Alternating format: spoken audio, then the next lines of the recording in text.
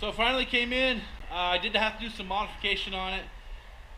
The last one that we built just didn't work out really well. The fair lead broke off as soon as it winched up. So let me show you what I got from Chassis Unlimited and what we had to do to modify it. So this is the plate that I got. It basically came just like this, and then this piece was separate. So it only came as two pieces. Then I welded in some gussets here, here, here, and here, and then I re-drilled my holes. Now it comes, factory holes come with it. It's 10 inches on 4.5 right here, and then these are 10 inches right in the front of the fair lead. We welded it on the bottom, on the top, and it came out really, really good. So now we're going to put some primer on it and get it painted, get it loaded in the trailer. So this here was our original plate. It's 1/4 inch steel plate, and I welded on a battery tray here in the back.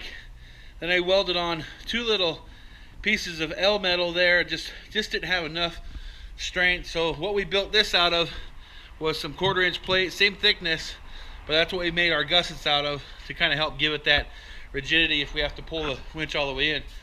This is what we started with, but it just was not thick enough, and that was the plate that mounted on the fair lead. But as you can see, just not enough mass to go from this to this. Going to be a lot stronger. So we're going to get it painted, and then we're going to take it here and mount it inside the trailer.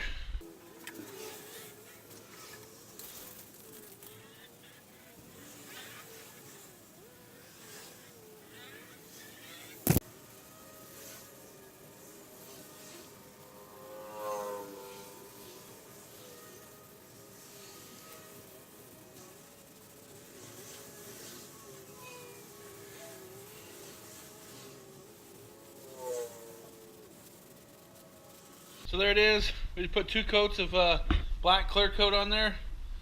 Black clear glossy black, I guess you could call it. 1 coat of primer, 2 coats of glossy black. Now we're just going to mount up the winch in there, and we'll go ahead and put it inside the trailer. Okay, so we just got back from the metal yard. Got the winch all installed. Got it connected up over here. You guys seen the last part where we just put the gussets in there, bolted up the fair lead, got the winch bolted down through the floor with grade 8 bolts, and we got a battery right there up onto the roof. We got a solar panel to charge it, and then over here on the other side we ran a wire that comes down into this switch right here. So this switch is wired right to the battery for the lights. Okay, it's wired right to this battery inside here. Used to be wired to the truck, but we decided that we would wire it to this battery so that we don't ever leave and run the battery dead. And then we just got it connected right there. Then it works like a champ. Pulled 3 or 4 cars in here. You've seen in some of the other videos. Come out really nice.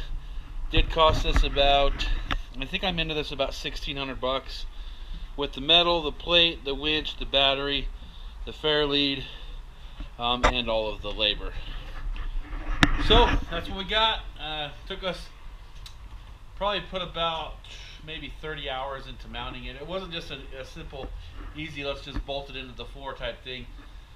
Actually, I had to drill through the floor, had to weld the plate up, as you've seen in the video.